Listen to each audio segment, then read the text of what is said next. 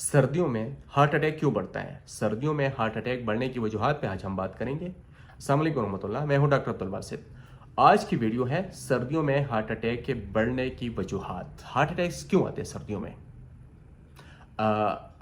सर्दियों खूबसूरत तो होती है, ज़ाहिर है हम पाकिस्तान में 8 महीने की गर्मियाँ जो गुजारते हैं, लेकिन इसके साथ दिल और दिमाग की बीमारियों में बहुत ज़्यादा इजाफा होता है। उसके जो सबसे जो पहली वजह है वो है खून की नालियाँ हमारी सिकुड़ जाती है। जब खून की नालियाँ सिकुड़ जाती है मौसम सर्द की वजह से, जिस्म हरारत बचाने के लिए हम खून की रगों को तंग कर देते हैं, जिसकी बदौलत ब्लड प्रेशर हमारा बढ़ जाता है और दिल पे इजाफी दबाव आ जाता है। इसी वजह से कभी कभार हार्ट अटैक और फालिज जाता है।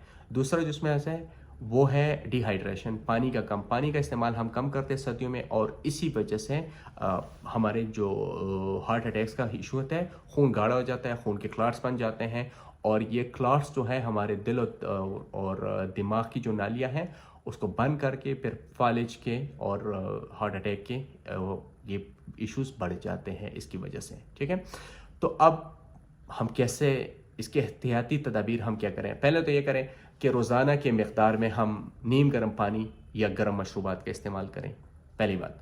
दूसरा क्या, हम गर्म कपड़े, जुराबे, दस्ताने, जैकेट्स वगैरह पहन के अपने आप को गर्म करें। तीसरा जो है ब्लड प्रेशर और शुगर को बाकायदगी से हम चेक करें, उसको कंट्रोल करें।